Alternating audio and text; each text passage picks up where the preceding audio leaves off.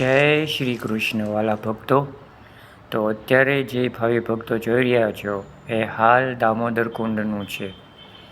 અહીં રોજ હજારો સંખ્યામાં ભાવિ ભક્તો છે તો દામોદર કુંડના દર્શન કરે છે અને શ્રી કૃષ્ણ ભગવાનના મંદિરે જઈને એમના પણ દર્શન કરે છે.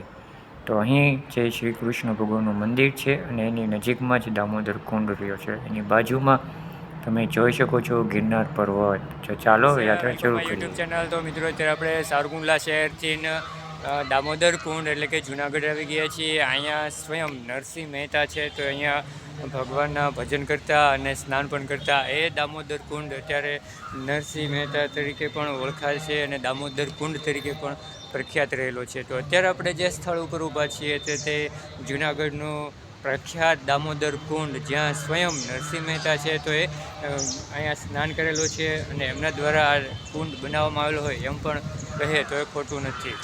તમે અહીંયા જોઈ શકો છો કે અત્યારે ઘણા બધા ભાવિ ભક્તો છે તો દર્શન માટે આવી રહ્યા છે. તો બન્યા રહેજો વિડીયોમાં લાસ્ટ સુધી. વિડીયો પસંદ આવે તો લાઇક, શેર અને સબસ્ક્રાઈબ કરો. દામોદર કુંડ એ શ્રી કૃષ્ણ ભગવાન દ્વારા બનાવવામાં આવેલો છે.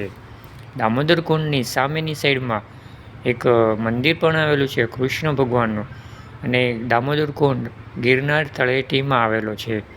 કહેવાય છે કે સવારે વહેલી પરોઢે નરસિંહ મહેતા છે તો અહીં કીર્તન ભજન ગાતા ગાતા કુંડમાં સ્નાન કરતા હતા, અને જે કુંડમાં સ્નાન કરી રહ્યા હતા અને કૃષ્ણ ભગવાન છે તો એમને પ્રસન્ન થતા હતા.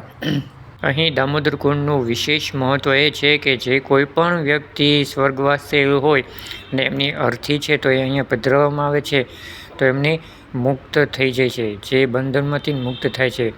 રાજા દ્વારા નરસિંહ મહેતા છે તો નરસિંહ મહેતાને પણ આ કુંડ બનાવવામાં આવેલો હતો. ભગવાન શ્રી કૃષ્ણ અને નરસિંહ મહેતાની જે લીલાઓ હતી તો એમના થકી આ કુંડ અત્યારે હજુ પણ એમનો અકબંધ રહેલો છે. અહીં નરસિંહ મહેતાનું પણ એક પૂતળું બનાવીને રાખવામાં આવેલું છે. આ કુંડની વિશેષ મહત્ત્વ બહુ ઘણી બધું રહેલું છે. દામોદર કુંડમાં જ્યારે ચોમાસાનો સમય હોય છે તો ત્યારે કુંડની ફરતી બધી બાજુ પાણીથી ભરાયેલું હોય છે. મંદિરની ઉપરની સાઈડથી તમે જોશો તો તમને ગિરનાર પર્વત અને દામોદર કુંડ છે તો એમનો નજારો ખૂબ સરસ મજાનો જોવા મળે છે. આ સામેની સાઈડમાં આપણે જોઈ રહ્યા છો તે શ્રી કૃષ્ણ ભગવાનનું મંદિર છે. ત્યાં અત્યારે હાલ રિનોવેશનનું કામ પણ શરૂ થયેલું છે. અહીં તમે જોઈ શકો છો કે ભાવિ ભક્તો છે તો એ કુંડમાં સ્નાન કરી રહ્યા છે. કહેવાયેલું છે કે શ્રી કૃષ્ણ ભગવાને નરસિંહ મહેતાને કહ્યું હતું કે જે કોઈ પણ કુંડમાં સ્નાન કરશે તો તેમના રોગ દુઃખ દૂર થશે અને એમને મુક્ત પણ મળશે. સામેની સાઈડમાં આપણે જોઈ રહ્યા છો તો એ ગિરનાર પર્વત આવેલો છે. ગિરનાર પર્વતની તળેટીમાં આવેલું એક સરસ મજાનું ધામ એટલે દામોદર કુંડ.